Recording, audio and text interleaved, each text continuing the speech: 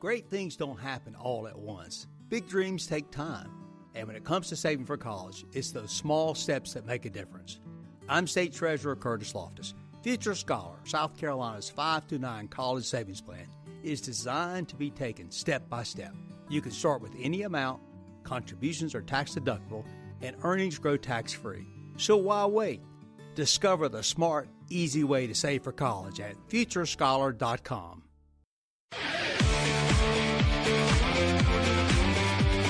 This is Sports Talk with Phil Kornblut and Chris Bergen. Sports Talk is heard across the state on radio affiliates of the Sports Talk Media Network and is streaming live on sportstalksc.com, as well as Twitter, Facebook, and YouTube. The South Carolina Education Lottery lucky number to call in is 888-898-2525. That's 888-898-2525. Now, here are Phil and Chris with tonight's edition of Sports Talk.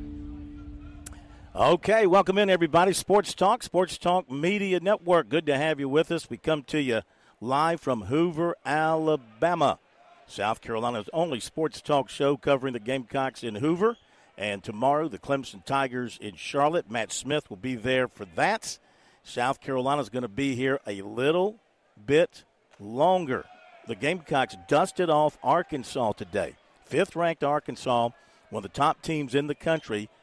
The Gamecocks win it 6-5 in a game where they took the early lead, held the lead until the latter stages, saw Arkansas tie it up, and then a dramatic ninth-inning two-run homer by Cole Messina, who had 5 of the Gamecocks' 6 RBIs today. And in the bottom of the ninth, things got really tight. Arkansas scored a run, had runners on base, but Garrett Gainey got out of it, and the Gamecocks pick up a huge win. For the first time since 2017, Chris Bergen in Sardis, Josh Cohen in Columbia. For the first time since 2017, the Gamecocks have won a game in the SEC tournament in the main bracket. So they have won games here, of course, in the play-in round, but then they would lose when they got into the main bracket. But in 2017, they got into the main bracket, but they lost in the first game of the winner's bracket, so they had to come up through the loser's bracket. So if I wanted to dig back even deeper into history to find the last time that they won in the winner's bracket, to move in the winner's bracket, to stay on the winner's side of the winner's bracket, if you hear what I'm saying, I'd have to do a little bit more digging on that. But 2017 is far enough back. Of course, they're not worried about that. Mark Kingston, he knows the history. He knows how the Gamecocks have failed here repeatedly over the years in Hoover and have made better history in Omaha. But he is riding high right now with this team. He feels like they're playing their best baseball, which, you know, coming off a 6-game losing streak, you might think that's just crazy to be able to turn it around that quickly and feel that good about yourself. But baseball is an everyday game, and it's the next day you can feel good or you can feel worse. And the Gamecocks feel pretty good. And they're going to face LSU tomorrow, and LSU, my goodness, their pitching has been incredible. Oh, my gosh. 11-0 winner over Kentucky today in the first game of the day, and that was a game called after 8 innings, run rule. So in 2 games, LSU pitching's allowed 1 run. They gave up 1 run to Georgia yesterday. So they're very hot, and because they've won handily both of those games, I'm sure they're well rested, got their pitching in order. Don't know what the Gamecocks will do pitching-wise tomorrow. They're going to figure it out tonight. Eli Jones started today. So there's a variety of people he could run out there. They could continue to do the, what Tampa Bay did so well when they won a World Series a few years ago, when they actually would use an opener and then go to multiple pitchers throughout a ball game. Now the Gamecocks kind of using that kind of concept. We'll go into more detail about what happened here in just a moment, Chris, but how about this win for Mark Kingston and the Gamecocks, not only now, of course, definitely in the NCAA tournament, maybe with one more win tomorrow or the next day, depending on what happens tomorrow, definitely tomorrow, they might get themselves back into a position where they're in the conversation as a top 16 seed and hosting a regional. They're still probably going to have to win one or 2 more games. Well, I think one thing they've probably already done, Phil, is move themselves off the 3 line and back into the 2-seed line. And that probably means that matchup with Clemson and South Carolina in the same regional is probably not going to happen. I can't imagine they would send the Gamecocks as a 2 to Clemson now. It looked like it was going to be a possibility as a 3. But the past 2 ball games, it makes you wonder just how good is Tennessee's pitching staff. Maybe that's the avenue we should have taken coming off that past weekend series. Georgia just outslugged South Carolina. It wasn't a situation where the Gamecocks didn't score runs. They just didn't score enough. But Tennessee shut this offense down, and now you see when they're not facing frontline top pitching, and I was a little surprised, and maybe it's Arkansas's approach, heck, we don't need to win the SEC tournament. We're going to be a national seed anyway. But I was surprised Hagen Smith did not pitch for them today. I'm guessing he might go tomorrow now in an elimination game. He will go tomorrow. He's already been announced as their starter tomorrow, yes. So I wonder if that was the plan all along, win or lose. They weren't going to take him out of his normal rotation, and they pitch him, in the second game for them, and that's fine. But I thought the Gamecocks really answered the bell today because every time Arkansas put pressure back on them, South Carolina had an answer. And is Cole Messina, do you think he's a little perturbed that he was not first-team All-SEC catcher? I mean, the guy's hit, 3 home runs out there already in this tournament, and he's put this team on his back and has carried them through the first 2 wins. Yes, he has. 3 homers in this tournament, 5 RBIs today, 2 homers on the day, and maybe so. He's the type of guy, I think, that keeps receipts, and that kind of an overlook in his mind, might be something to extra motivate him. I see where he's a semifinalist for the Buster Posey Award that goes to the nation's premier catcher. He's not doing anything to hurt his reputation with his performance down the stretch of this season, and especially here now at the biggest games of the year, the SEC tournament. While we're talking, you're talking about that Tennessee pitching. Tennessee is playing Vanderbilt right now. Vanderbilt's put 2 on the board in the third and has taken a 2-1 lead on the Vols. So, and we'll see where this goes. But right now it's 2-1 Vanderbilt. Earlier today, as I mentioned, LSU polished off Kentucky with no trouble. Gamecocks took care of Arkansas 6-5. In case you weren't paying attention, in case you were busy having a life and doing other things, tell you what happened here in this one. The Gamecocks took a 1-0 lead. Nolan with a single to left center for the RBI, and the Gamecocks go on top 1-0.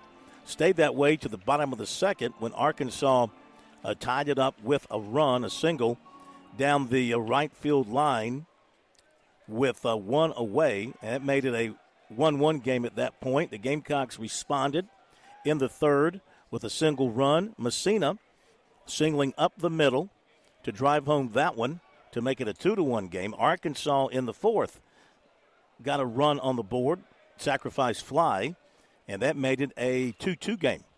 And then in the fifth, Messina, again, a 2-run homer to dead away center. And so that put the Gamecocks up 4-2.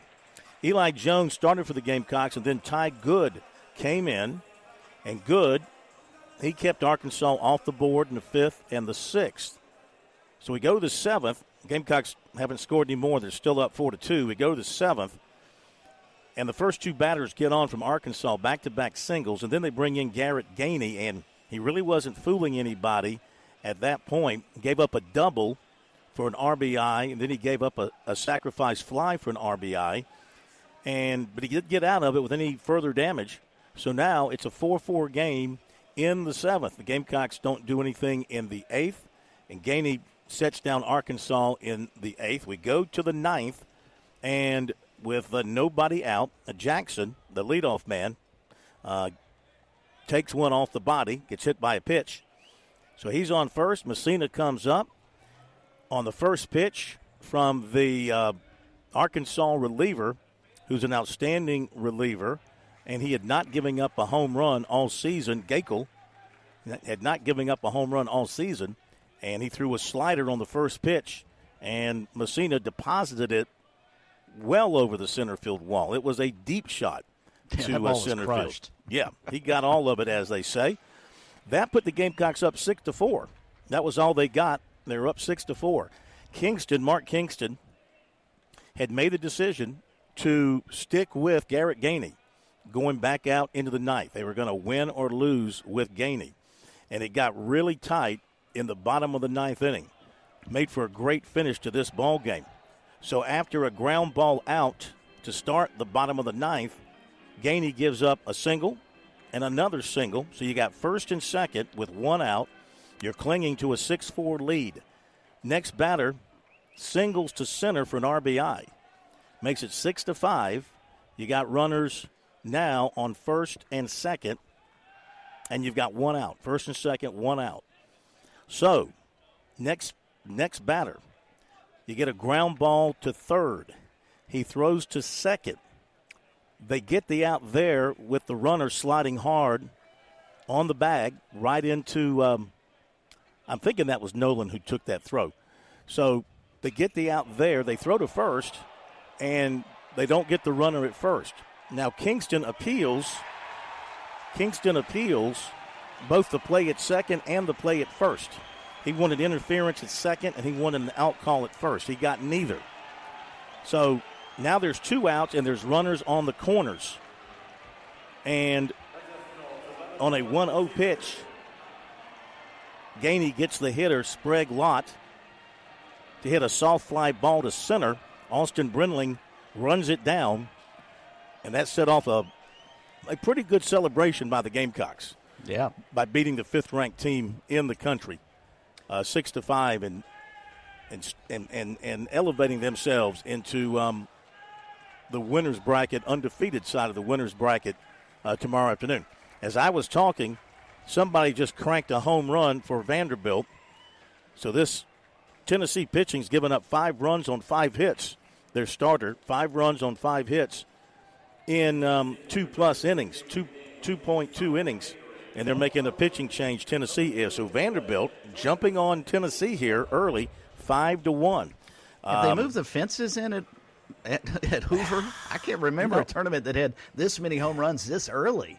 Yeah, and you know what? There's very little wind out here this evening. The flags are they're pretty quiet. I don't think they've moved them in. Let's see. It's still I was joking. It's 335. 335 down the left field line. It's 405 to deep center, to straightaway center. I can't see the number in right. It's probably about 335 as well. Mm-hmm. So that's the story of the game. Huge win for South Carolina. Mark Kingston's feeling very good about things. In fact, after he finished the press conference, he was joking with the South Carolina media. He came over to us and he said, hey, you guys didn't ask the most important question that could have been asked at the press conference. And, we're all dumbfounded. Mm-hmm. He said the most important question would be, what kind of defense were you playing with 2 outs in the bottom of the ninth? Were you playing no doubles, or were you playing straight away? Which is an excellent question to ask if anybody had thought of it. He gave us the answer. He said he played straight away because he did not want any kind of a bloop single to drop in there. And you know what? They had a little bloop fly ball that could have dropped in. Of course, the play was made by the center fielder. I guess in no doubles defense, the center fielder would have been playing maybe a little bit deeper. But they had him positioned just right to make the play, and the Gamecocks get the win. They move up in the RPI to 17. They move up 2 spots to 17 in the RPI. We'll hear from the Gamecocks coming up after the break.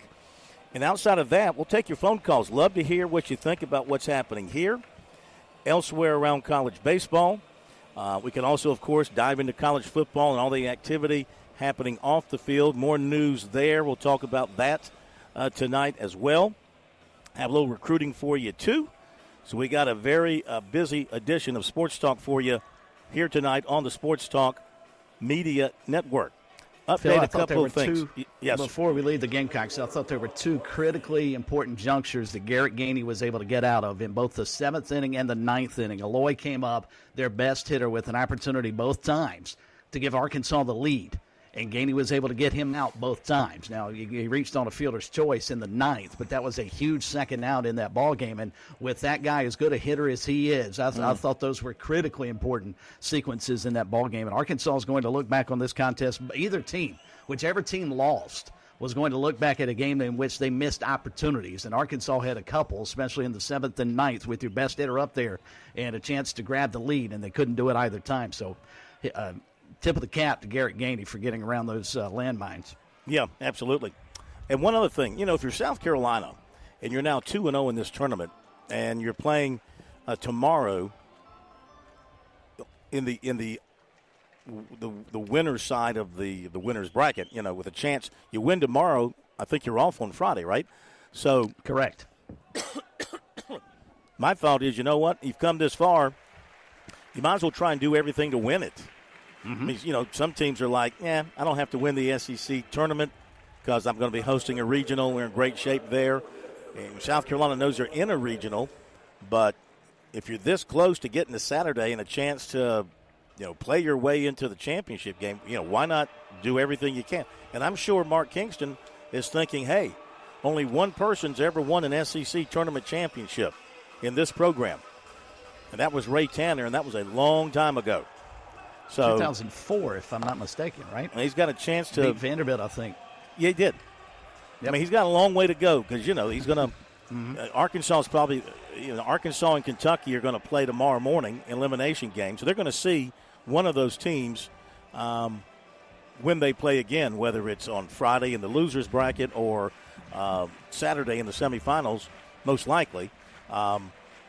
So, there's still a lot of work to be done by the Gamecocks to make any kind of major news in this tournament. Okay, on to a couple of other things. Coastal Carolina loses to Southern Miss today, Chris, 5-0. They gave up only 5 hits, but they only had 3 hits themselves. Yeah, it was a tremendous pitcher's duel, much like the game they won yesterday against Georgia State. I think they went into about the 7th or 8th inning scoreless, and both teams had very few hits. I mean, Montgomery, not far from where you are, is the side of the Sun Belt tournament, and it's produced some really good pitching so far. And that was a game that Coastal, boy, it would have been nice. Much like Carolina beating Arkansas today really helped their resume for the postseason. That would have been a nice win for Gary Gilmore's club to beat a team as good as Southern Miss, who's going to be in the field. Yeah. Wofford beat the Citadel 8-3 in the Southern Conference Tournament. ACC, Wake Forest beat Pittsburgh 8-1. Also in the ACC tonight, you got North Carolina State and Virginia Tech. Old Dominion leading Louisiana 1-0, top of the 4th in the Sun Belt. Tonight, Georgia Southern plays James Madison. I think that's all we've got in these respective tournaments right now. CAA doesn't begin. No, it began today. Got to find out. Got to get those scores. CAA. Charleston doesn't play until tomorrow. We'll get those CAA scores, and I guess I think the Big South doesn't start till tomorrow. I think we'll double check on that. Yeah, they only have a 14 tournament, so it shouldn't take very long. Exactly. All right, a lot of folks are holding, so let's go ahead and jump on the calls. We'll hear from the Gamecocks after the bottom of the hour break, and then we'll just roll with your phone calls, and we'll take your calls all the way through the second hour as well. The phone line does not shut down after 7 o'clock. We can continue with phone calls, 888-898-2525. The number, let's go to Gamecock Larry. Leading off tonight, coming off a Gamecock victory today. Gamecock Larry, how you feeling?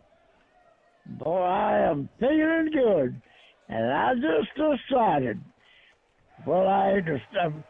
you know what? Once a Gamecock, always a Gamecock. I may get mad and say things I should say. I ain't apologizing for nothing I've said, but I just decided we got to give Kingston an extension. But that pitching coach got to go. Oh. That pitching coach got to go. So all I said was both of them had to go. Well, if Kingston goes, both got to go.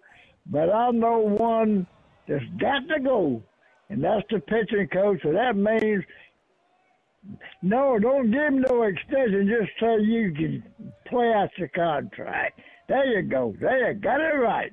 But how in the world, who picked the players of the year in the position? How in the world can anybody pick that catcher for Texas A&M over Cole Messina? You check the stats and everything. Walks, hits, runs, everything. You check the stats, and Cole Messina got him by 1,000. I don't think. That shows you how much the SEC thinks of the Gamecocks. But all I got to say, I slept. You know what time I woke up this morning? You ain't gonna believe this, Phil. I woke up at 12:15. Got up, eat me a sausage on the stick, got back into bed, fell asleep, woke up 5:15, turned the radio on to 107.5, put that thing in my ear, and I fell asleep again, and I didn't get up till 7 o'clock. 7 o'clock, and you know what? They got me on some kind of... What do you mean 7 o'clock? You mean 7 o'clock in the morning? 7 o'clock this morning. I had that thing in there, but I done lost an hour. But they got me on some kind of, what do you call it, melatonin or something, to sleep. I told them, I said, I took one last night, but I ain't taking no more. Because they make me go to sleep. I might not be able to wake up in time to hear something. I might miss something. I ain't going to take another one of them things. I'm on, oh, Lord, have mercy. But I'll give my coach, don't give me an extension, say you can stay another year. Get back. Once a Gamecock, always a Gamecock, and I don't care how bad we are. I can't. I shouldn't. Well, you do, though. Anybody does. But, boy, I tell you, I'm you know what? You need to take a breath and relax. And you'll have a good night's sleep. Listen to your doctors. Take what they give you, and dream good dreams about your Gamecocks, and then be looking forward to tomorrow night's game and see what they can do. You know, I had that dream about sweeping Tennessee. Well, that must have been, they meant that we was going to get into play SEC tournament. We're going to sweep through the tournament. That must have been what I dreamed about. Just got to Tennessee and the rest of it mixed up. That's all we got to say. Love all y'all. Go Gamecocks. Hey, go Gamecocks. Love all y'all. All right. You know, he makes a really good point, Phil, about Jackson Appel being first-team All-SEC catcher versus Cole Messina. Yeah. I mean, the power numbers, Messina is considerably better. Batting average is about the same. And when you look at, if you're going to take sort of a national approach to it, the guys who are supposed to know the best catchers in the country, Appel wasn't even a Buster Posey Award semifinalist. And Messina is. So I think the SEC missed on that one. And that may have fueled Cole Messina because he's certainly taking it out on the baseball at the tournament. Good grief. Let's go to Ray and Elgin before we get to the bottom of the hour. Ray, welcome into Sports Talk tonight. How are you?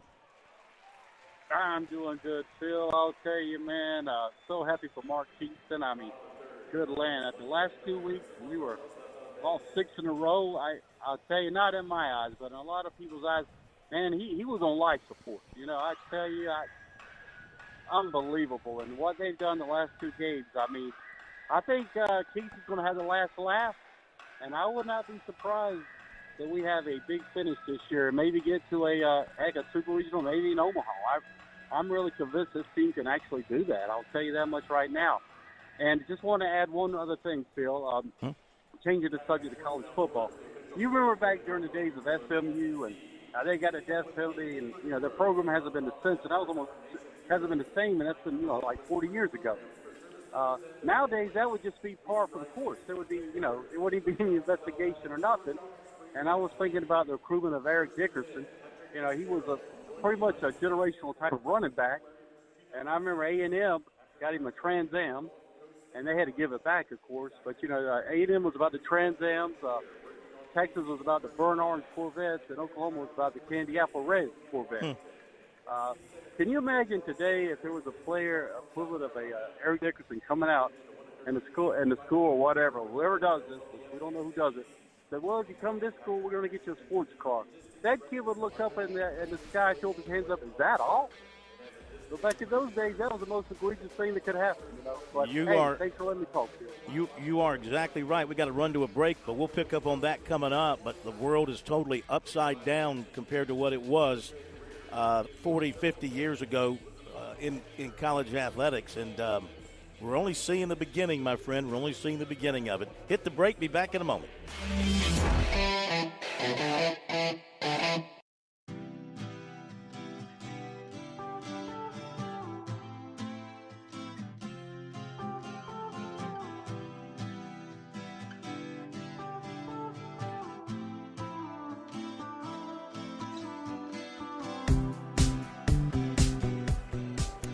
We are back on Sports Talk here tonight. Hoover, Alabama will be in Charlotte tomorrow. Not me, but Matt Smith will be in Charlotte. Clemson plays tomorrow at 11 a.m. We're here in Hoover. South Carolina's going to keep us here a couple more days. The Gamecocks won today 6-5. They'll move on to play LSU tomorrow afternoon.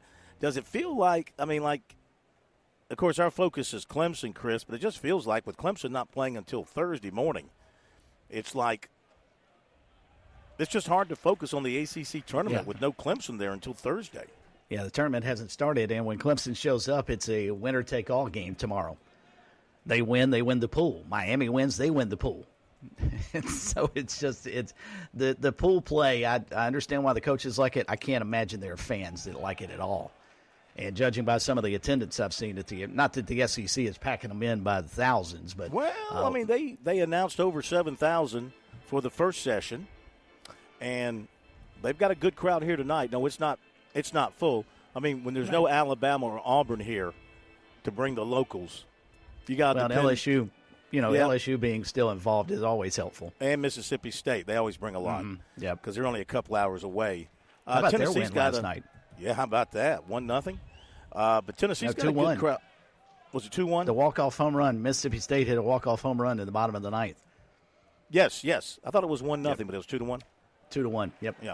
Yeah. Tennessee's got a good crowd here, of course, being where they are and things. A lot depends on how well your team's doing. South Carolina's never brought a crowd to this event, and I know it's about a 6-hour ride from Columbia, but even really good Gamecock teams that came in here thinking they were going to do damage, didn't bring much of a crowd. Of course, the Gamecock fans were used to going to the regional in Columbia, and I guess saving their energy and their efforts for that. Okay, so trying to figure something out here. So Virginia shut out Georgia Tech today 13-0, correct? At the ACC tournament? Sure. I'm seriously trying to here we go. All right, now I've got something here. Yeah. So Virginia shut out Georgia Tech 13-0. And Pitt and Wake Forest beat Pitt 8-1. And then tonight you got NC State and Virginia Tech. And then tomorrow you got Clemson, Miami, North Carolina, Pitt, and Duke and NC State. That's a big game for Duke tomorrow night. Yeah. Yeah, because they're one of those teams. They're one of those teams that's still trying to battle for a regional host site. Looks like somebody just hit a home run for Vanderbilt. They're up 6-1.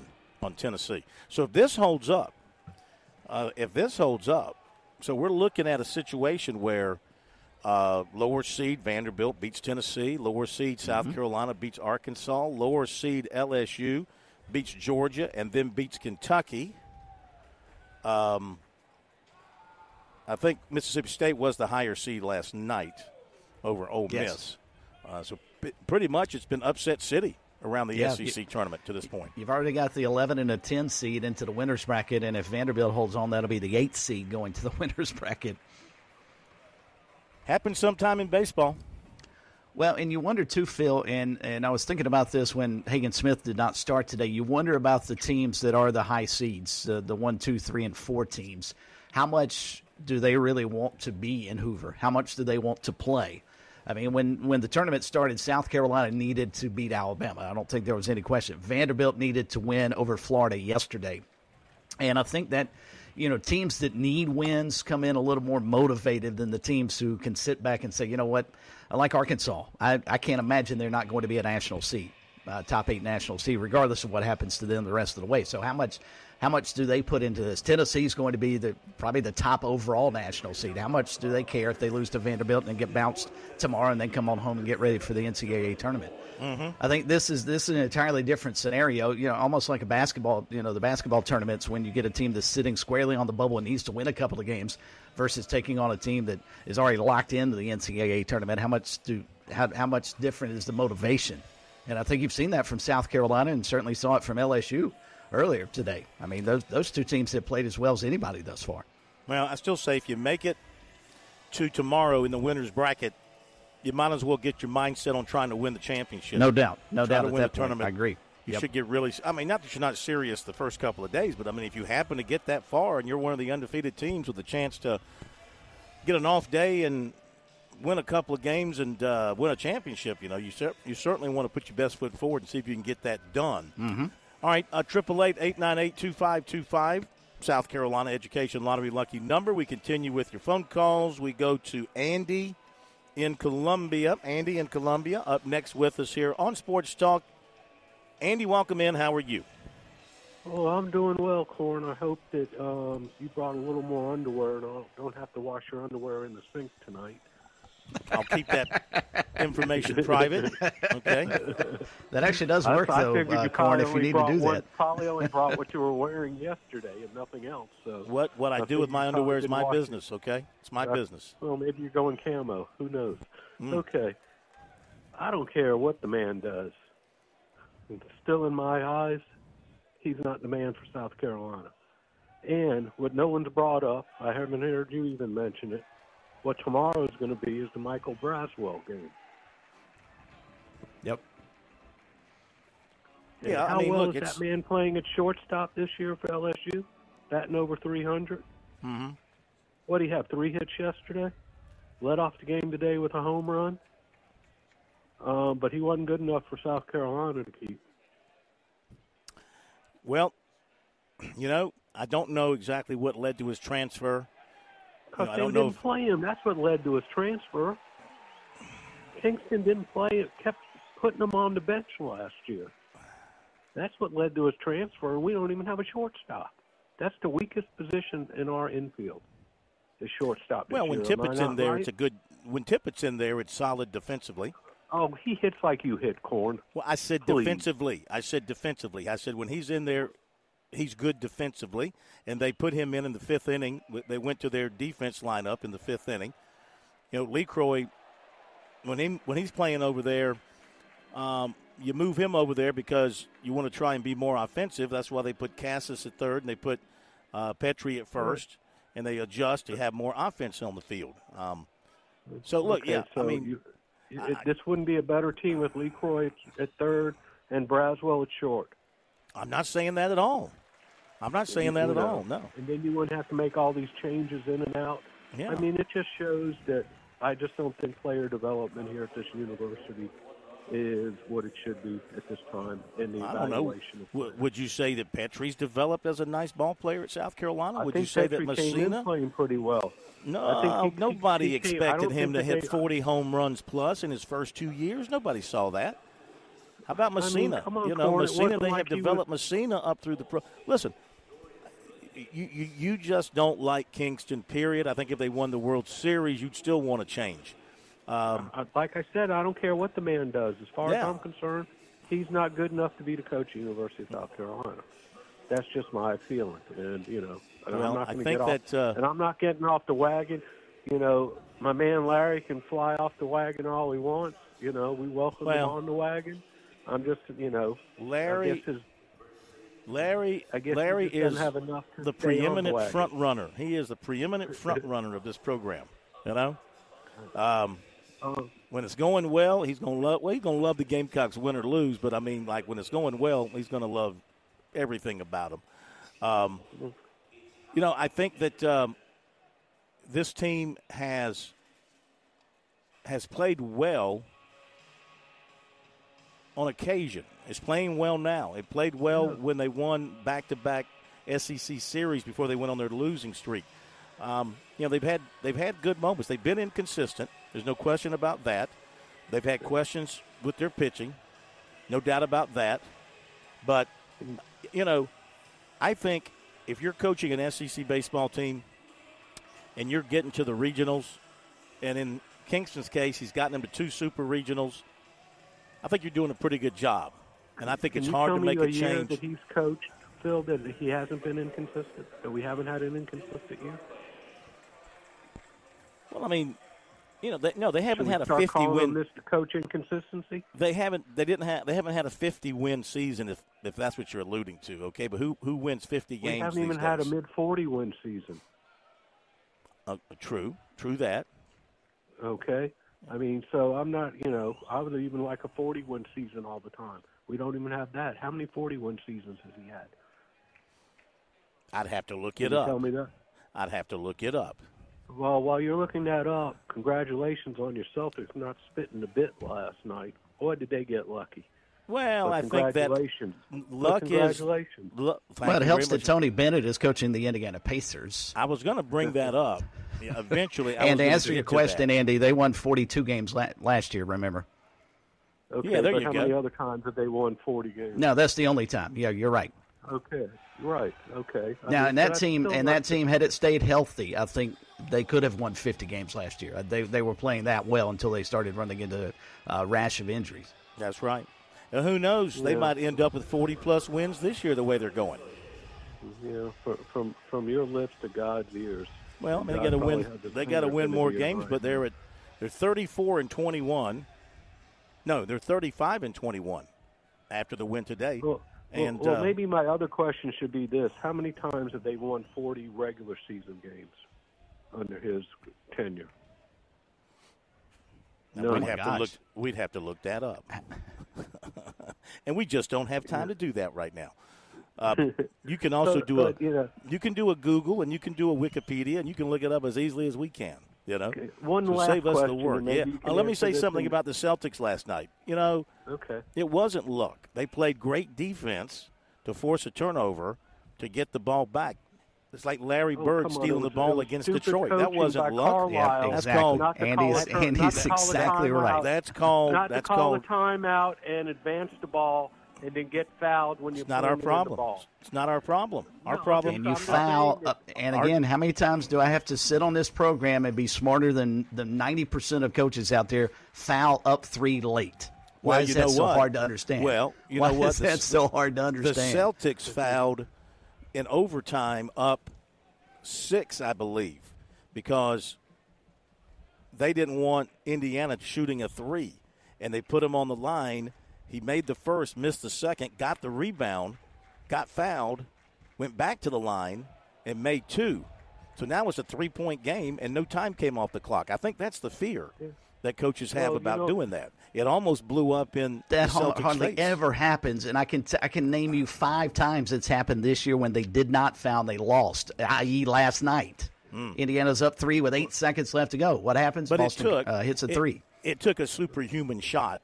It doesn't matter. Overtime. Yeah, it but took a superhuman. It would take a much more superhuman effort to make a free throw, miss one, get the rebound, and then score. Was that not one of the more beautiful jump shots you've ever seen? I mean, he did not put the ball on the floor. He went straight up. Of course, he's a great leaper. Perfect form. Knocked it down from the corner. I almost drove into the Chattahoochee River when I saw that. Should have never happened. Should have never happened. The coach said, let's not pull a Carlisle. Let's do it this way. Exactly. Okay, my other question is now Carlisle, listening to the announcers last night, I mean, Carlisle is known for never fouling down 3. Mm-hmm. And it's bitten him in the backside numerous times. It's called a timeout. Up 3 or whatever the case may be. He never fouls. Call the timeout and advance the ball. Did they have a timeout left in that last possession? I don't think that.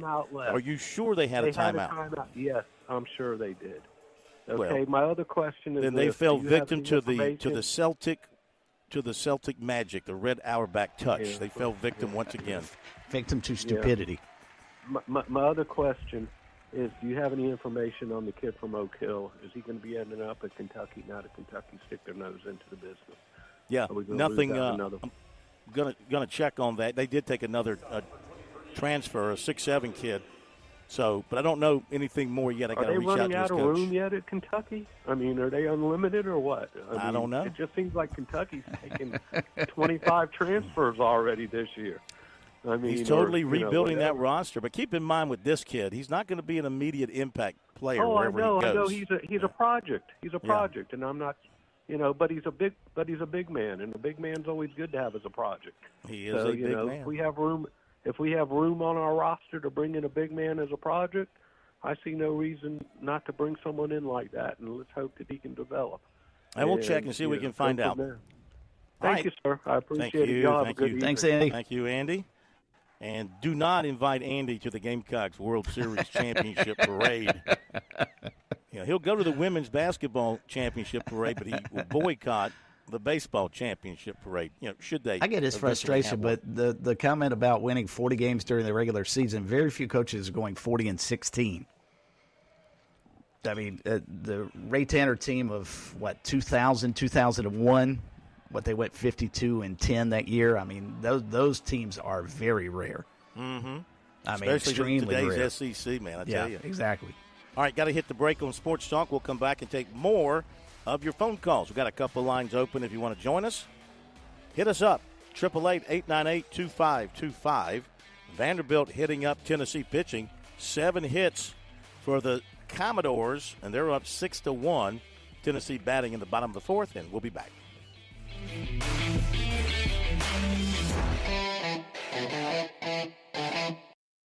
Great things don't happen all at once. Big dreams take time. And when it comes to saving for college, it's those small steps that make a difference. I'm State Treasurer Curtis Loftus. Future Scholar, South Carolina's 5-9 college savings plan, is designed to be taken step by step. You can start with any amount, contributions are tax deductible, and earnings grow tax-free. So why wait? Discover the smart, easy way to save for college at futurescholar.com. The South Carolina Education Lottery has a new rolling jackpot, and trust me, our state hasn't seen anything this big before. How big? Harbortown Lighthouse big? Bigger. Bigger than the Ravenel Bridge? Even bigger. Not bigger than Table Rock. With this new rolling jackpot, Palmetto Cash 5 is officially too big to ignore. Palmetto Cash 5 draws nightly, so play today. Check if your numbers are winners in the Players Club app or at seeducationlottery.com. Overall odds are 1 in 10. Top prize odds are 1 in 850,668. Stay tuned. More Sports Talk is coming up on the Sports Talk Media Network. George Bryant here with Tsunami Bar Sports, and wow, Tsunami Robbie, there is now an amazing technology that you can use when you train receiving large game without having to endure pain. Please explain. George, that is the magic combination. I have 3 simple words to define that entire concept. Stimulation, not annihilation. Regardless of your training goals, there is a level of stimulation that is optimal for your desired gains. Tsunami Bar's flexible bar technology meets these demands because the user determines the level of stimulation with the amount of speed and force they impart into the bar or training device. Hey, this is Phil Kornbluth. The Tsunami Bar is a terrific training device, whether you're working on your fitness or your golf game. It's convenient, it's easy to use, and you won't feel beat up afterwards. Be sure to click on the digital ad on sportstalksc.com and get 5% off any order using promo code BBB5. Don't wait. Order today.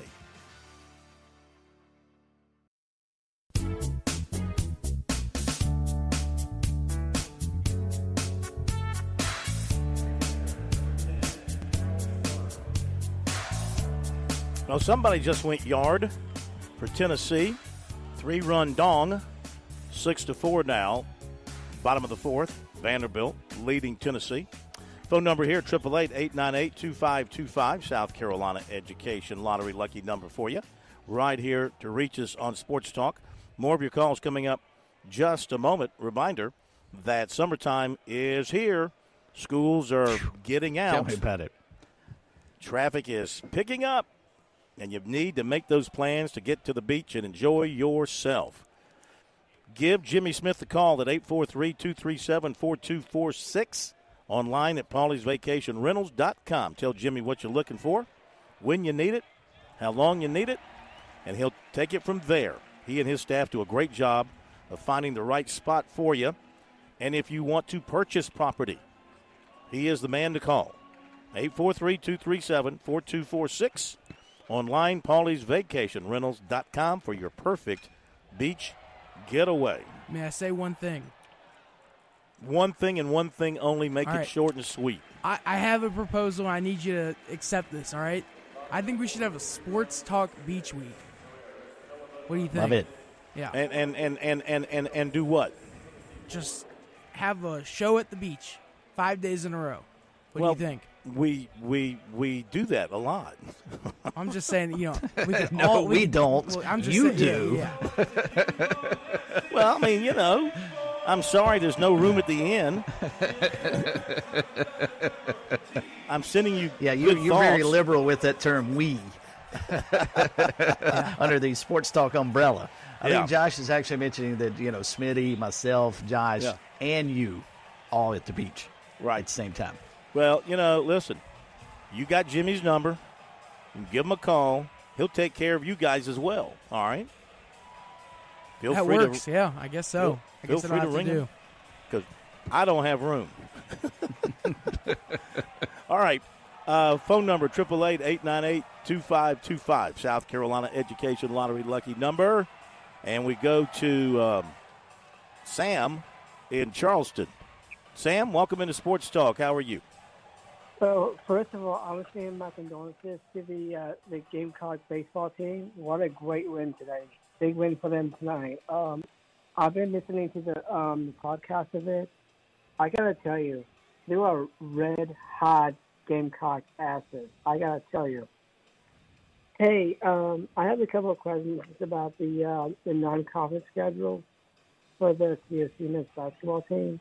Mm-hmm. So I'm still really confused about something because do you think we can play Louisville next year? Because I know Pat Kelsey is listening to this, but I need some Louisville merch because I'm out of merch. And thirdly, can you guys more talk about the Chris Mack era of the season? The Chris Mack what? The Chris Mack era from the beginning. Chris Mack era, yeah.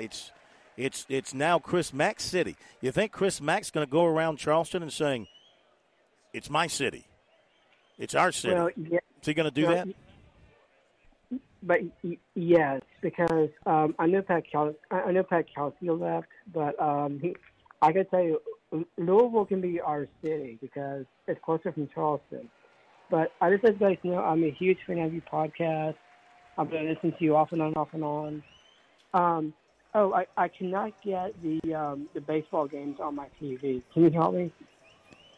Well, yeah, it's on. Every game's on the SEC network, which is on.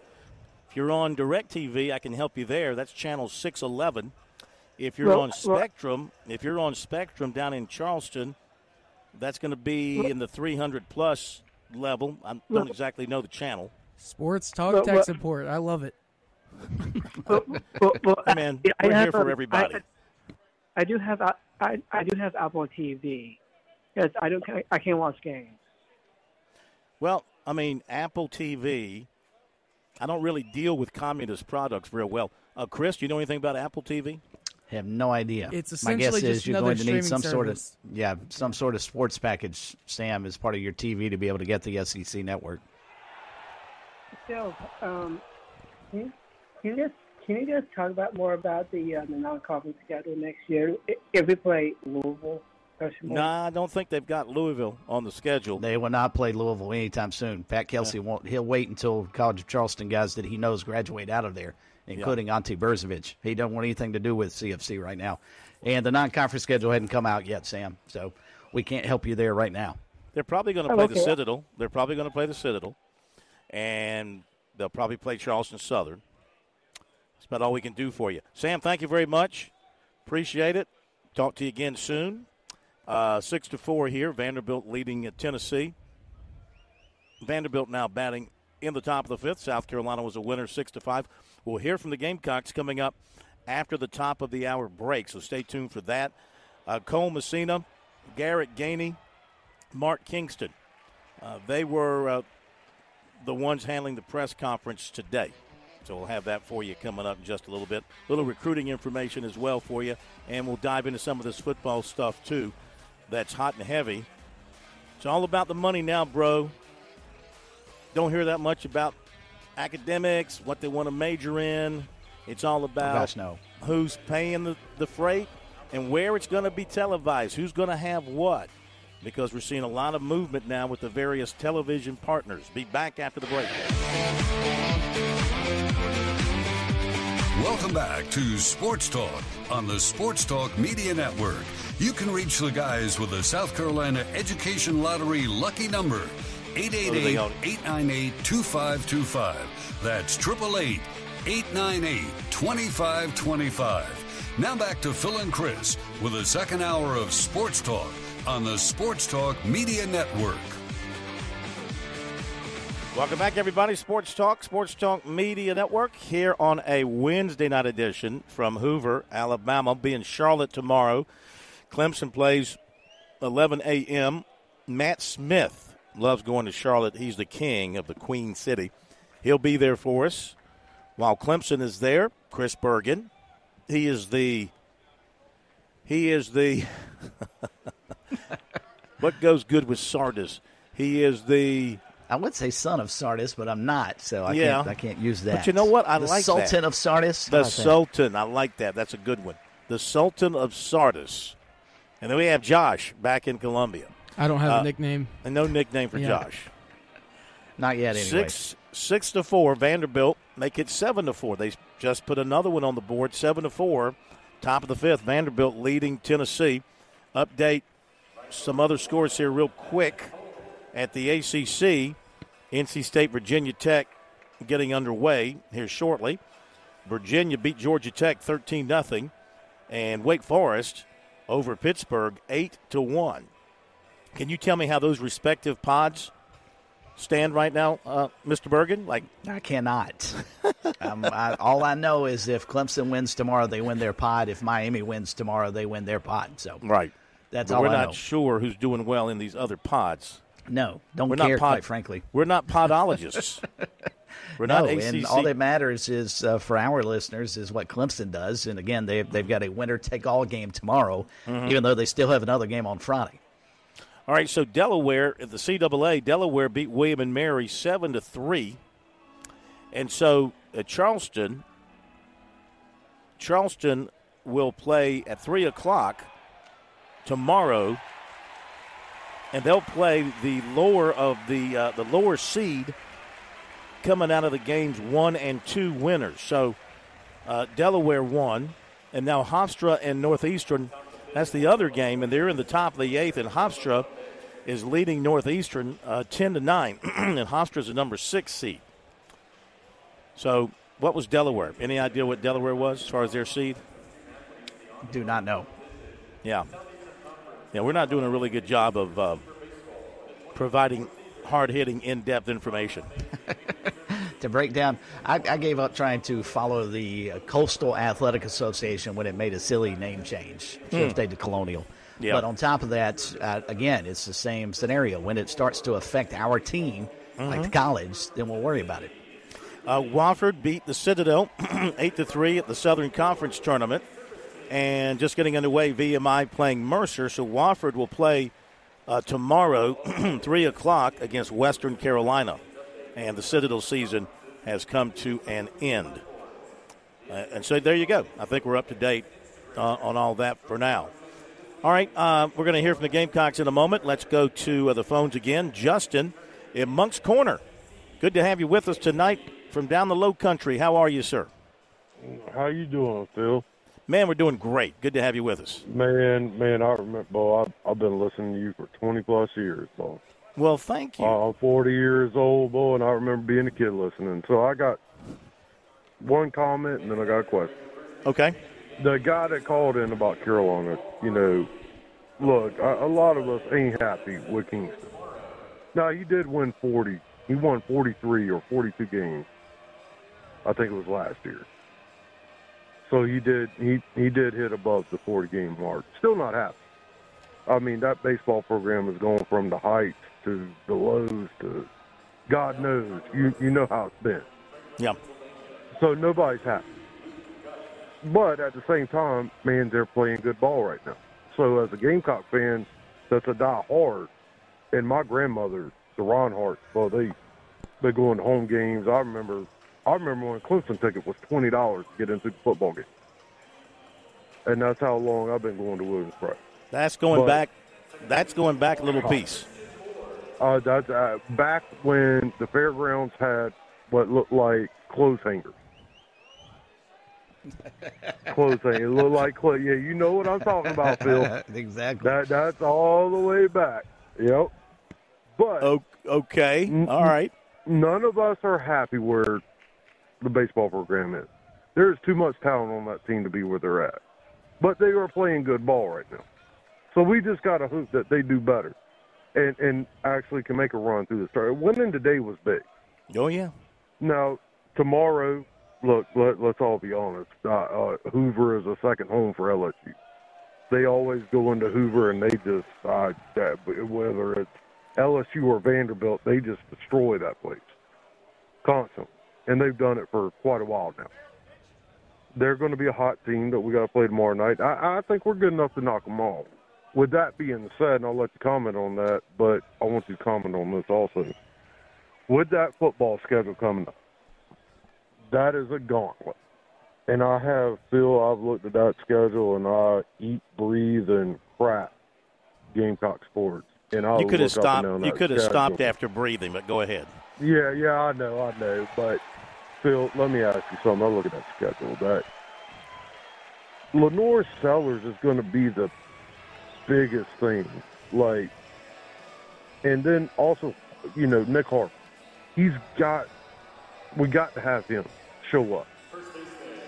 Even though he's out running track, we've got to have a wide receiver. And that offensive line has to be able to block for Rocket Sanders.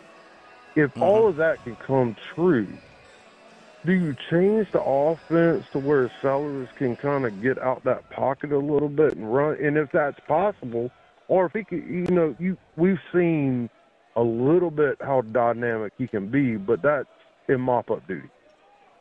Well, I think you're going to see do that. I think you're going to listen. It's not going to be what you saw the last 2 years with Spencer Rattler, because he's an NFL pocket passer, and Sellers, he's a. Let me think. He's like you can't compare him to anybody. Well, you can't really compare him to anybody because he hasn't played in the. Well, he's a big kid. I'm just trying to think of his playing style. He's a runner and a passer. We think.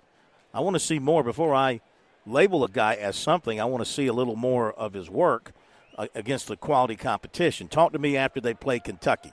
He goes up to Kentucky and leads them to a win, and he throws for 250 and runs for 75 and doesn't turn it over, and they look really sharp in that offense, and I think you're on to something. But he's going to be mobile. He's going to be getting out of the pocket, which is going to reduce. I mean, let's face it. Rattler was a sitting duck in the pocket. What was he sacked 41 times last year? So 42, 43. That's going to go down a lot because Sellers is going to run away from it. He's going to be outside. He's going to run away from it. So that's going to help him there. The offensive line is not going to have to hold those blocks as long as they did for Rattler, I would say. So exactly. Phil, I'm interested to see what he can do. I really want to see what this kid can do. We know in high school when the lights were on, he was fantastic. Chris, you saw him a lot down in Florence. People down there swear by him. He's got all the intangibles, and he's got a maturity about him that is beyond his years. So, but let's see how he does in Norman, Oklahoma, and in Tuscaloosa. That kid's going to have to play in Norman, Oklahoma. He's going to have to play in Tuscaloosa, Alabama. He's going to have to play in Lexington, Kentucky, late afternoon. Exactly. He's going to have to play in Clemson, South Carolina.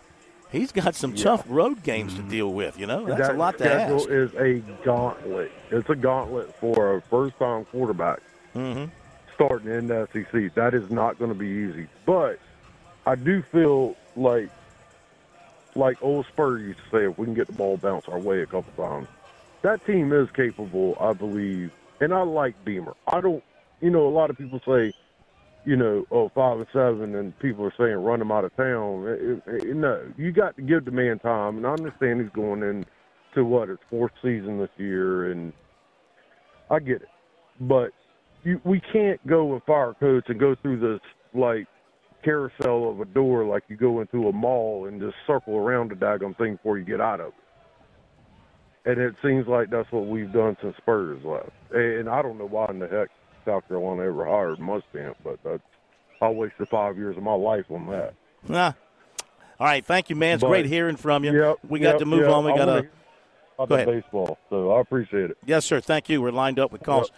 And again, the hiring of Muschamp, Chris, of course, he wasn't the first choice. I think obviously Kirby Smart was, and Tom Herman. It was Tom Herman. It was really Kirby Smart, Tom Herman. But Muschamp was still a highly regarded guy. I know the situation at Florida damaged him a little bit, but let's face it, he was the coach in waiting at Texas to replace Mac Brown, but he didn't wait. He took the Florida job and had a winning record there overall, not in the SEC, I don't believe. Had some offensive issues, but he went in and cleaned up. Everybody gave him credit for going in and cleaning up the mess that Urban Meyer had left behind. Was it Urban Meyer? No. I got to get my years right. Yeah, it was Urban Meyer. He replaced Urban Meyer, right? I think he followed. Well, Josh would know. Mr. Meyer? Gator. Mr. Gator, who replaced Urban Meyer? Dan Mullen? No, I think Dan Mullen came after. Let me look real quick. Yeah, Dan. I thought you were Mr. Gator. I mean, good gracious. I think he replaced Urban Meyer because I think he had to clean up stuff after Urban Meyer, if I'm not mistaken. Yep, he did. Thank you. 7-4 here, but and look Tennessee's how many coaches they have had. First and second. Speaking of Spurrier, Florida's had 1, 2, 3, 4, 5, 6, 7, 8, 9, and Napier's the 10th head coach at Florida. Now, some just on an interim basis, but nonetheless, since Spurrier left in 2001. That's amazing. It really I never is thought a program about like that. Florida. They've had 10 head coaches, including interim coaches, since then. And now Urban Meyer, was there for 5-6 years and did a pretty good job, obviously. But, yeah, they have gone through the gauntlet of coaches down at a program that everybody just sort of assumes is going to be great every year because when Spurrier was there, they were. Let's go to Suzette. Next phone call here on Sports Talk. Not sure where Suzette's calling from. Yeah, I just want to tell you, the Clemson they're gonna come back on them. They will come back, Greasy. They're gonna come back on them. They talking about them and everything, but that's okay. Clemson's gonna come back on who? Whoever's talking about them. There's a lot of people talking about Clemson. Like they said they ain't gonna win. Yeah, they're gonna come back. You talking football? Yeah. Talking football. So you think Clemson's bouncing back this year big time? Oh, they're going to come back on them. Well, you could be right. Mm-hmm. Thank you for the call. We appreciate it. All right. Thank you. Appreciate it. You sure that was Suzette? It didn't sound like a Suzette, but it was. Anyway. I promise you, Phil, it was. Sure it wasn't a Freddie? Suzette. Clemson, that's a whole nother discussion. We'll see. We're going to know right away about this Clemson team. Georgia will tell us a lot. You might say, well, it's not going to hurt them, and you're right. I mean, they could lose to Georgia and still, make it to the playoffs because they can win the ACC and get in the playoffs. But they still have to go down and play Florida State. They still have to play an improved NC State. There are not a lot of challenges along the way with that schedule. But that Georgia game, I think a lot is riding on that reputation-wise. Clemson's reputation has taken a hit the last couple of years. And the vultures are out. Boy, the national vultures, they've been waiting. They've been waiting for this to happen at Clemson. They want to see Dabo Swinney fail. Mm-hmm. They do. And they want to pile on about the portal. And they want to pile on about the NIL and his approach. They can't handle the fact that Clemson does it their way. They do it the Swinney way. And, when Sweeney's winning, there's nothing to complain about. But when they go 4-4 in the ACC and they're playing in lower-tier bowl games, then they start to pile on. And you know what? I mean, I can't disagree with them. I mean, we've said it ourselves on this program. We've asked him the question, is your program slipping? And he's denied it, of course. And he believes in his way. He believes in the way they do things. I don't think there's any other program in the country that ignores the transfer portal like Clemson does. Now, Clemson does not ignore NIL. I mean, they're paying players just like everybody else. Are they paying as much? I see where I think from my following of the recruiting, reading the stories, I mean, I think they're missing on more players than they used to before the NIL era arrived. And you could openly buy players in recruiting. You know, and it was just head-to-head recruiting. This is what we offer. This is what they offer. And there wasn't a bag involved in a lot of cases. You know, Clemson more than held their own. They're still recruiting at a high level, but I think they're missing on more big-time players than they normally do. It could be because these players are taking, you know, better offers money-wise at other schools. And that's the one thing I hate about this, Chris. There's a lot of things I hate about it. But, I mean, I hate to always have to be in a position to say or suggest that a player and the family, they make a decision based on the amount of money being put down on the table. There's no way to get around this now. I hate to paint everybody with the same brush. I'm trying not to. Exactly. Well, the problem is that's the narrative, and it comes from every fan base. Let's assume South Carolina and Georgia are going head-to-head on Ryan Montgomery, for instance. Soon as he decided to switch and go to, or at least it looked like switch his commitment. He never made one to the Gamecocks, but it looked like they were certainly in the mix, a lot more so than Georgia. The immediate response is, well, hey, you got paid. Whether or not any of that's accurate, that's the easy sort of lazy narrative that fan bases can now use. Why aren't we paying these kids more? Because that's exactly where we've gotten. And this has taken, 6-12 months to get there, where we are now, anytime you lose a prospective recruit, your favorite team doesn't get him, whoever he is, and he ends up going to some other school, it's because they paid him more. Yeah. Not because they offered the degree program or he liked the town better or they had prettier girls or whatever the case may be. No, it's because he got paid more. Yeah. And I don't know how you'll ever change that narrative. That will be the out that a lot of people will use. All right, got to hit the break. We'll come back with more of your phone calls. Going to get to the Gamecock post-game press conference coming up as well. Our phone number, 888-898-2525. Update the scores, 7-4 Vandy over Tennessee. NC State, Virginia Tech, they're scoreless after an inning at the ACC. And Hofstra leading Northeastern 12-9. That's an important game related to the College of Charleston. We'll be back after the break.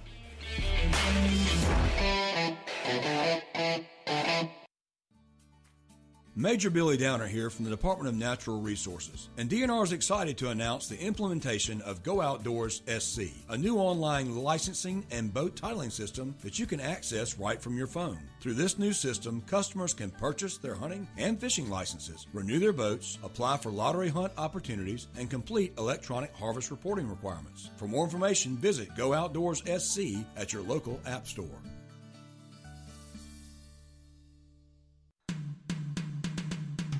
Relax this summer with a promotional rate on select travel purchases with your Founders Federal Credit Union credit card. Now through August 31st, get 6.99% APR for 6 months on qualifying purchases, including airfare, hotels, restaurants, and cruise lines. Don't let interest rates slow you down this summer. Visit foundersfcu.com/travel to learn more. Not a Founders member yet? Founders has the financial tools you need and the personalized service you deserve. Stop by an office or visit foundersfcu.com to learn more about Founders and see if you qualify for membership. On March 1st, 2025, the promotional APR will revert to the effective APR as previously disclosed. Call 800-845-1644 for details about credit costs and terms. Membership qualification required.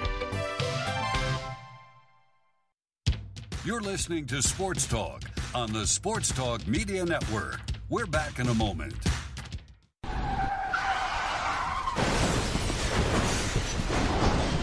I'm attorney Jim Corbett. That's the sound of a big hit on you and your car or truck. I've been an attorney for more than 30 years, helping people who get injured in car wrecks and truck wrecks. If you have serious injuries, call Jim Corbett, 803-765-2968, or email me at jim@jimcorbettattorney.com. That's CORBETT. I don't get paid unless I recover for you. Jim Corbett Attorney, for your best recovery from a big hit. 803-765-2968 or jim@jimcorbettattorney.com.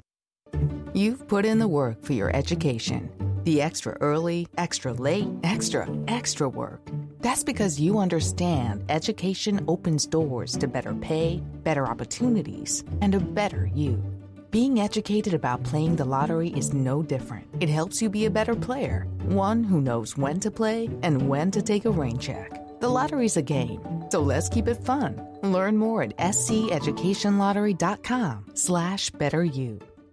Don't you cry no more.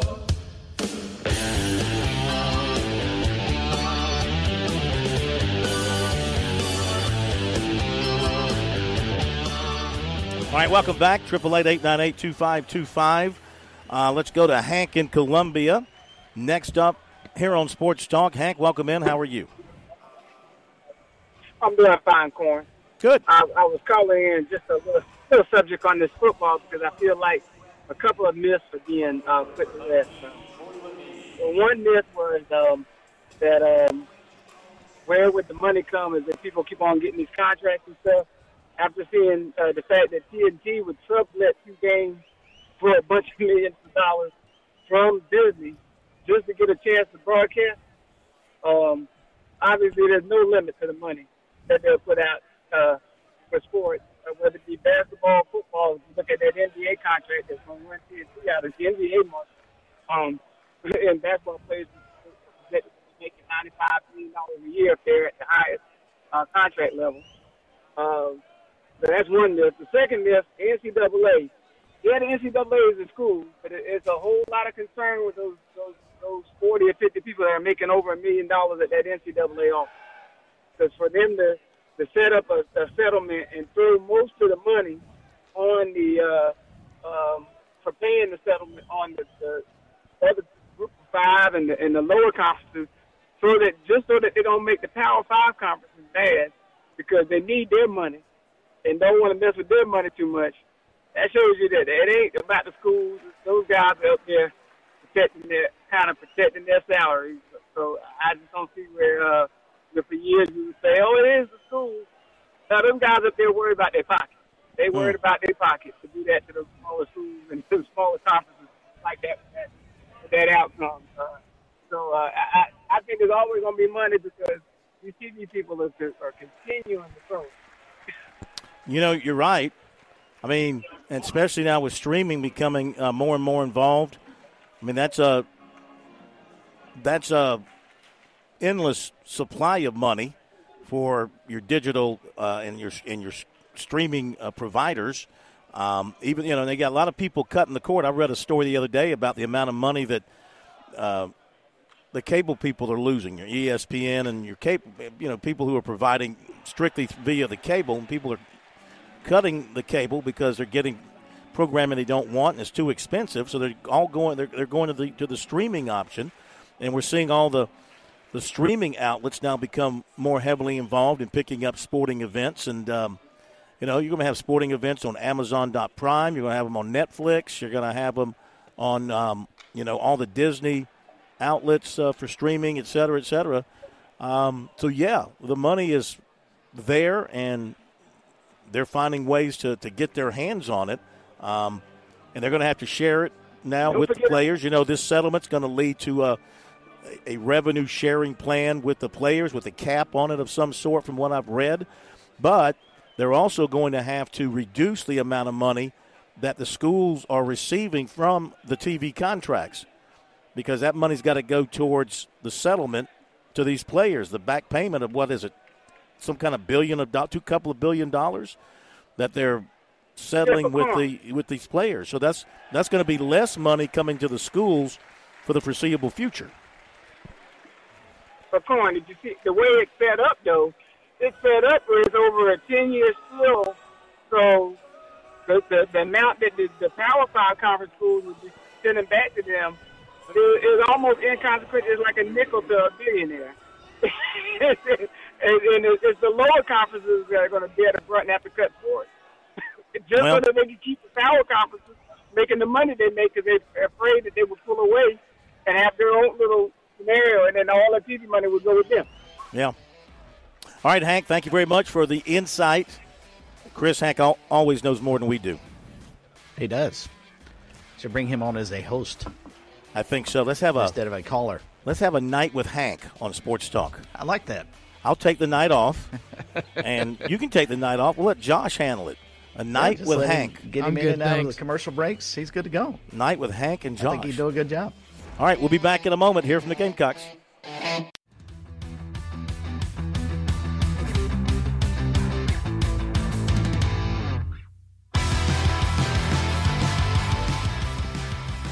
All right, the Gamecocks today, winners over Arkansas. Thrilling baseball game. It was tight throughout.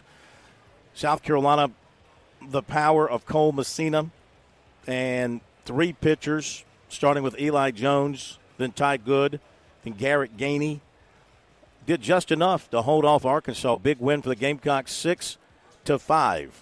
Mark Kingston, along with Gainey Messina, met with the media after the ball game. Let's take a listen to what they had to say, beginning with the opening statement from the head coach. Oh, great ball game. Again, 2 of the best teams in the country, in my opinion. Could have gone either way, but this guy closed it out at the end. Cole drove in 5 of our 6 runs, and so that's the team I think we're capable of being on any given day, and we beat one of the best teams in the country. So, again, it's just something we will continue to build on. If you would take us through that 9th inning, what kind of emotions, or how do emotions change, or do they? Yeah, I had to settle myself in and just try to dial it in a little bit. Felt like my stuff was kind of getting over the plate more than the other 2 innings, so I was getting hit around a little bit. Being able to focus in and get that last out was huge. So. Hey, Garrett, Jack Felcher, GamecockCentral.com. When did you have an idea or a sense that you may be coming into this game today? And when you do come into that 7th inning and you get that final out to keep it tied at 4, what's kind of going through your head there? I mean, I pretty much knew I was getting the ball today. I knew we were going to have a good chance of winning, especially taking that early lead and then taking that lead 4-2. I think it was the 6th inning. Especially like late in the game like that, I knew I could get the ball. So being able to just focus in the bullpen and try to think about my bullpen as a game-type situation and get ready for the game. Alan Cole, GamecockScoop.com. Cole, you had a tough matchup in the 9th there. Pitcher hadn't given up a homer all year. Were you sitting on anything in that at bat? And can you take us through the homer, please?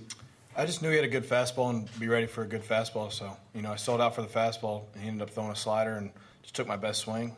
Didn't really think, I was going to hit a slider, but it happened and took a good swing, and the ball got out of here. So. Cole, what's kind of the emotions of that homer there for you when you're rounding the bases and you see all your teammates going absolutely nuts, in the dugout there? I mean, it means the world. Like, that's a moment I'll remember forever. I mean, these are my guys. These people I would kill somebody over. Well, that's a bad way. Can't say that. Yeah, no, bad way to put it. No, I would, take a bullet. That's taking it a little too far. No, take a bullet for it, and, I love them to death. So, it meant the world to me, and, keep building. Cole, Mark was talking yesterday about, these moments, these tournaments are so cool because you see guys have the moments they'll remember for the rest of their life. How gratifying have these last 2 days been for you? Like I just said, it's been awesome. I mean, it's been fun to watch this team compete the way we have and, had a rough 6 games before this tournament and, just kind of turned it all around in 2 games and feel like we're back to who we are and can make a run. Cole, Coach Van Horn said it was pretty clear you were sitting breaking ball on that last home run. Does that kind of speak to how well you're seeing the ball right now, that you can be sitting fastball and make that adjustment so well? Is this about as well as you've played this year? I mean, I guess so. I felt like, majority of the time when I'm geared up for a good fastball, I just hit with my eyes more than not, and I felt like I just hit with my eyes on that pitch and took a good swing. Garrett, can you take us through that celebration afterwards? That one's a little bit different than yeah, I just explained it to the SEC Network people. So we've been playing the Nintendo Switch in the hotel, and that's recently been our go-to celebration for a win. So me and Matthew Becker have been going back at it, back and forth. Tyler Dean's in that mix, Drake Quinn's in that mix. But I told Matthew that if I got the last out, well, it should have been a strikeout in my eyes. But if I got the last out, I would do the celebration. So I caught him coming out the dugout, and I looked over, and he was doing it. So I had to do it right back at him. Hey, Mark. With Gainey coming in today, did you know coming into the game that you were potentially going to have to use him today? And did you, how do you feel like that decision kind of paid off for you? Yeah, well, Garrett's one of those guys that either he's going to give you one day with some length, or you use him twice with shorter bursts. And so once we had the lead, we decided, okay, we're going to give the ball to Garrett. It's going to be a little bit longer outing, but hopefully he can take us home. And that's exactly what we did. So we went in today saying if we're in control of the game and we have a chance to win, we'll give it to Garrett. If it's getting away from us, then we'll save him for tomorrow, and then he probably would start. So we're just being flexible with a lot of our guys right now. All these guys are right around that between 50 and 60 pitches. So that means they may be able to be deployed later in the week as well. So it's kind of who we are right now. You've talked pretty much for 2 years now about Cole being the leader of this team. Can you even put it into words or explain how different the vibe is when he's going the way he's going right now? Well, we score a lot more runs when he's hitting. That's clear. I'm pretty sure if you dug into the stats, and on the days he has good games, I bet we probably win 90% of the time. And when he doesn't, it's obviously not that high. But he's the heart and soul of our team. And when the heart and soul of your team is playing that well, it just allows everybody else to kind of follow suit. You sort of touched on it, but we've asked you about pitching decisions all year. Garrett Gainey was out there and giving up a few hits there in the ninth. You didn't have anybody warming up in the bullpen. What gives you the confidence in him to be able to do that? And was there any thought to even getting somebody up? No. Once we went out there for the ninth inning with the 2-run lead, we said we're going to ride or die here. He's earned that right. He's been one of our best guys. We've talked about it. He didn't get the last out in that inning at Tennessee last week, but there's certain guys you're willing to ride or die with, and he's one of them. And we were going to win or lose in the ninth inning with him on the mound. There was no reason to get anybody else up, and he came through. Is there anything you see different out of Cole these last couple days, or is this just him putting it together on a bigger stage? Well, I think his mechanics. When he has his hands high and he has that, he's got some movements that need to be synced up properly. And when they are, he's as good as any hitter in the country. And right now, he's completely synced up. His timing is where it needs to be. And when he does that, his swing is in the zone for a long time, which is exactly what allows what he was just talking about. He was looking fastball. He got the slider, but because his bat is in the zone for so long when he's swinging the right way, it allows you to be back here for the fastball and still be on plane for the slider when it's hung. And so that's why it looks like the guy's sitting on a breaking ball, but when you have a good swing that's in the zone a long time, it can cover the fastball and the slider. Joe Healy, D1 Baseball. Coach, how pleased have you been, as much as anything else, with the way your team's fought these first 2 days coming off the way you guys finished the regular season? Well, Joe, we fought all year. Again, I think sometimes we fall into the trap of thinking if a team's losing, they're not fighting, and if they're winning, they are. Nothing could be further from the truth with this team. This team has played hard from day one, and whether you win or lose, that's not how you define how these kids are fighting. These kids have played hard all year. I know every coach that comes in here will say the same thing. It's a damn hard league, and you're going to lose some games. And this is a strong-willed team. They've never showed up to the park where I thought, they're not ready to play today. This team plays hard. We had a couple tough weekends against two teams that will be national seeds. It happens, and we just keep the train moving. First time since 2017 that the program has won a game in this tournament that was in the double elimination portion of the tournament. So just your thoughts about being where you are, facing LSU tomorrow in a winner's bracket final, so to speak, a place that the program hasn't been in a while. Yeah, well, I think it's well documented that the history of South Carolina baseball, there's been a lot more great moments outside of Hoover than inside of Hoover. I mean, a lot more highlights in Omaha than in Hoover, for whatever reason. I'm focusing on this team right now. This is a team it's a good team, and we can beat just about anybody in the country, and we're playing really well right now. So just gonna ride that wave as long and far as we can. Y'all played ahead for a lot of the day, and then whenever Arkansas would score, y'all would come back and score right back. How much of a difference does that make, either in this game or just in general? Yeah, I mean, we responded. It was a little bit of a gut punch. We took the 4-2 lead, and then they tied it up. And luckily, it didn't take too long before Cole hit the 2-run homer to give us the lead back. So, look, baseball is a game of flow. It's a game of ups and downs. You have to be able to deal with it, both in game and also during a season. And, again, this team generally does that pretty well. Mark, we're 2 games through the SEC tournament now for you guys. How would you evaluate the way in which you've been able to use the pitching staff with monitoring pitch counts and knowing when to pull guys? And how do you feel like this sets things up for the rest of the weekend? This is how we have to do it. I mean, really, this is how we have to do it in a short weekend. Obviously, we're playing the tournament now, and you've got to win a lot more games, and we'll have to win next week and hopefully the week after that. So we're kind of trying to line things up in a way that we think will give us a chance to win the next couple weekends. So it's a little bit of house money right now. I need to go back with Matt and decide, all right, how do we use guys tomorrow? Who will start? Who will finish the game and everything in between? So far, again, I think the key for us is to use guys in situations where we don't overexpose them, we don't overuse them now that it's postseason time. And, again, Eli was good today, 1 earned run. He didn't want to come out, and I don't blame him. He's a competitor. But we thought it was time at 56 pitches, and Ty came in, and Ty probably didn't want to come out, but he was at 60. And then Garrett Gainey gave us 54. So, really, that's within that number of pitches for those guys, that's when they're at their best. All right, comments of Mark Kingston. Do not know who the Gamecocks will start yet tomorrow against LSU. LSU's only used 4 pitchers, 2 starters, 2 relievers in their 2 lopsided wins to open this tournament. So they're probably in real good shape to go with whoever they want to go with out of their regular starters. And their bullpen's pretty well rested. They haven't been taxed at all, unlike South Carolina, which, had a tough game against Alabama.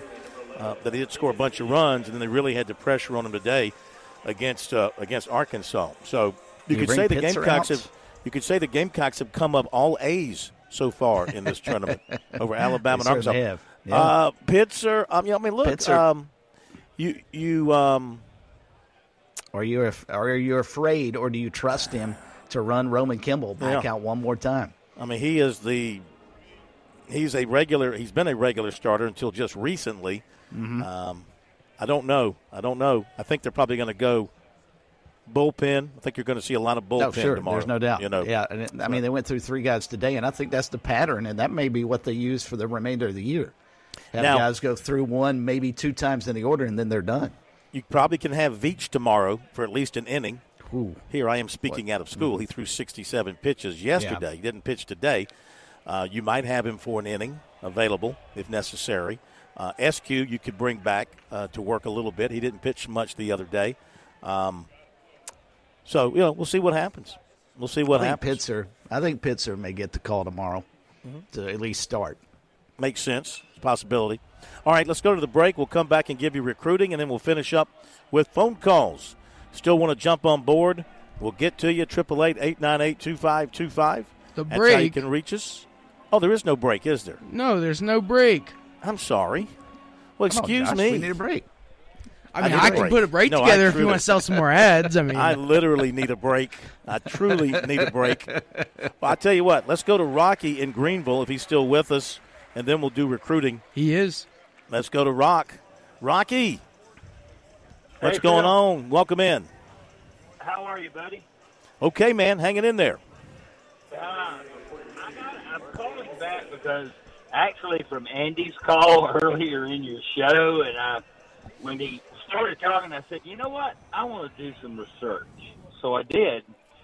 And I know Andy's not a big Kingston fan, and that's fine. I'm probably on the fence a little bit, and I tend to think and look at what are your assistant coaches, and we know who the hitting coach is and the pitching coach is. I've never heard of Matt Williams, but nonetheless, the two things I've always looked at this year is on occasion pitchers can't throw strikes and they can't hit with runners in scoring position. So you put those two together, and that doesn't lead to many wins, more losses than not.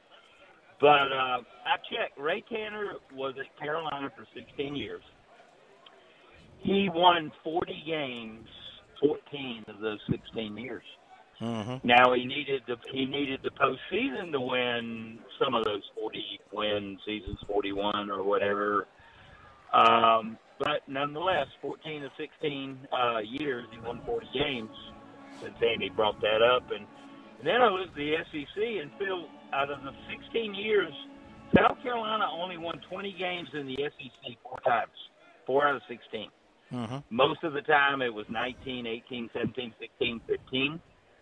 So it was, but they always got hot at the end of the year. So, but they weren't lighting the SEC on fire, winning 20 games plus all the time.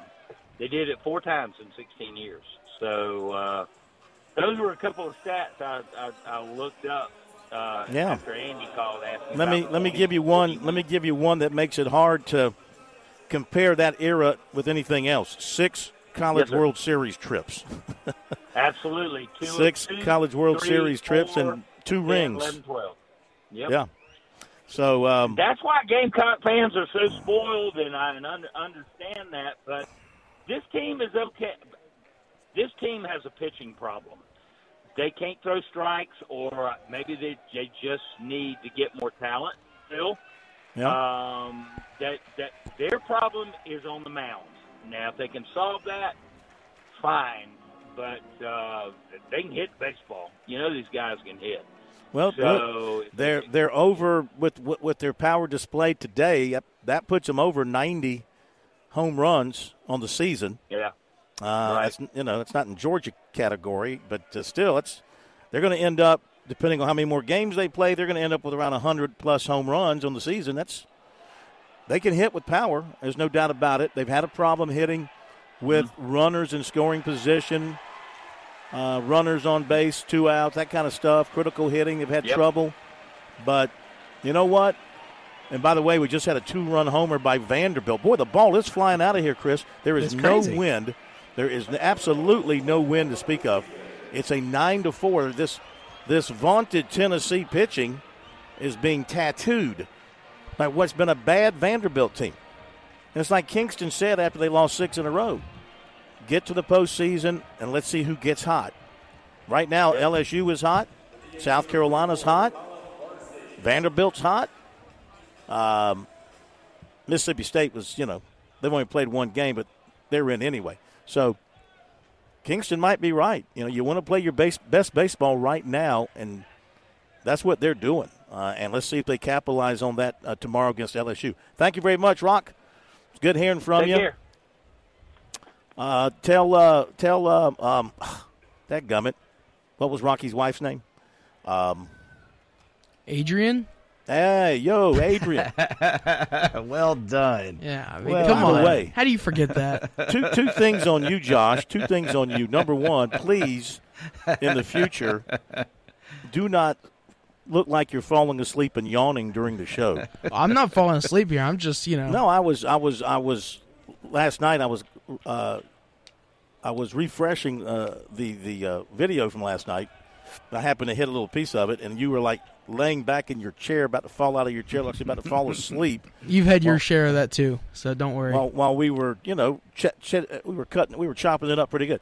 And tonight you're like in a dark studio. You're like Rod Sterling back there in a dark studio. Oh yeah, I turned off the lights, man. I have a headache, so.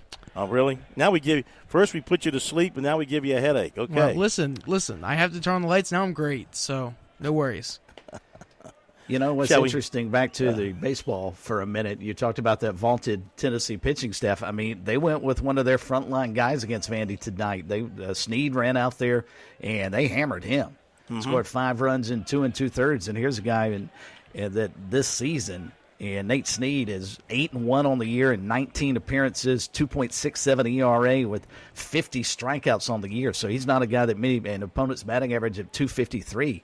That many teams have had much success. So props to Tim Corbin's club, and about that time, this is when Vanderbilt normally starts playing some good baseball, don't they? They really do. They find a way, but let's see how far it takes them. I mean, there's got to be a reason why they struggled all season long. But you can say the same thing about South Carolina. Got to be a reason why they struggled all season long. But you come here, you win a couple of games, you kind of close the door on all that, you flush it, and you look at this as a brand-new season. They're like starting over.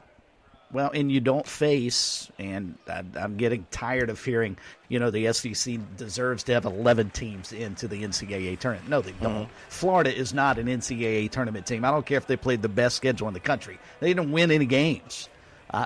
They don't belong in, but nonetheless, they'll get 9 or 10 in for sure. But for teams like South Carolina and Vanderbilt that are starting to flex their muscle a little bit, maybe when they get away from SEC pitching and face some teams in the regionals that haven't seen them, they may have a whole lot more success than they did during the regular season during conference play. Maybe the SEC is really that good, and we'll start finding out here in the next couple of weeks. Okay, it is time to get to recruiting in our final minutes here tonight. I hate to do it so late because it's so important, but everybody was yakking tonight, so we couldn't get to it. It was a yakathon. Time for recruiting. Now, who yaks the most on this show? Who does most of the yakking? Oh, no, don't give me a solo shot on the screen. I fixed it. There you go. We need to have a word count on the show every night. My guess is that's a good idea. We should have a little register under each one of us showing how many words come out of our mouth. It's definitely you, Phil. Definitely you. It'd be nice. Be nice to see. Phil, it's either you or Gamecock Larry. So I'm not sure. Larry, yeah, that's a good point. Recruiting brought to you by Seawells. Tomorrow's a Thursday. What do we got at Seawells for the daily luncheon buffet tomorrow, 11 to 2? What do we got? It's Thanksgiving. Carved turkey with cornbread dressing, fried fish nuggets, and lasagna. Delicious. The fried fish nuggets. Yummy. Yeah, fried fish. Sounds great. Fish right out of the congaree. Right out of the congaree. The fish out of the congaree. That's fine. When you start getting flounder and salmon out of there, that's when we got to raise our eyebrows. 4 eyes. Yep. And of course, for the very best in catering, that is Seawells as well. 803-771-7385, their number. Online at SeawellsCateringSC.com. First year USC tight ends coach Sean Elliott making a positive impression on tight end Preston Douglas, 6'4", 220, West Palm Beach, Florida. Made a couple of visits to see Douglas. Now Douglas is coming back for an official in June. That'll be his second visit to USC. He was also in on April 19th. Really likes what he's hearing from the Gamecocks. He's coming down June 7th. He only played in 6 games last season because of a broken collarbone. He totaled 450 receiving yards with 4 touchdowns. He considers himself a hybrid tight end, but he sees a Gamecock program that's on the rise. He's talked a lot to Shane Beamer. He really likes Beamer. He likes the fact that they have an offensive coordinator with NFL experience and a tight end coach with head coaching experience. That's a big thing to him. USC is up there, one of his favorites, with NC State right now. He'll go to NC State the weekend after USC. In the spring, he visited State, Wake Forest, Syracuse, USF, Maryland, Wake Forest, East Carolina, Syracuse, and Indiana. So those are some of the schools he checked out. Syracuse and Indiana are also among his offers. Defensive tackle Eric Thomas of Fort Myers, Florida, has set an official to USC June 21st per Hale McGranahan of the Big Spur. Cornerback Brandon Finney of Olney, Maryland, has set officials to Penn State May 31st, USC June 7th, according to Steve Wiltfong of On3. Wide receiver Winston Watkins of Naples, Florida, has set an official to USC May 31st, according to Gamecock Central. He's a cousin of former Clemson and NFL star receiver Sammy Watkins. Winston Watkins. Tell you what, you throw a touchdown pass to him, and you can say that guy is really smoking. Winston Watkins, really. That's get it, good, smoking? but the majority, I do, but the majority of your listener base now, as it gets younger, would not recognize that because check out the old videos. Not in vogue. Yes.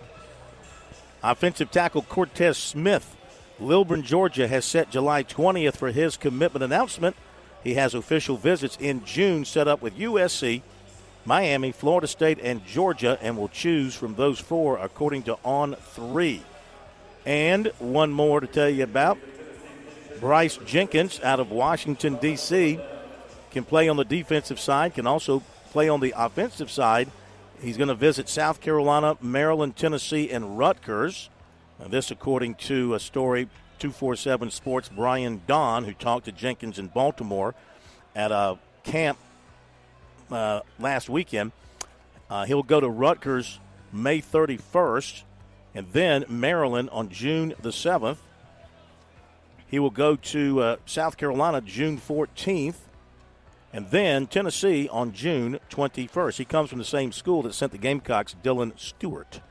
That is recruiting for you tonight right here on Sports Talk.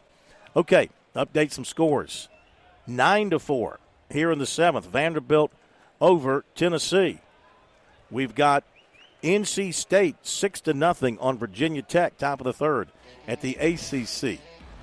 We have got Hofstra beating Northeastern 12-9. So I'm not sure what that means for Charleston, which is the lower seed. I think Delaware might be the lower seed, but don't hold me to that. Charleston will play tomorrow against Hofstra or Delaware. You can figure it out tonight. All right, that'll do it. Thank you, Chris. Yes, sir. And thank you, Josh. Yep. Have a great night, everybody. See you tomorrow from here in Hoover.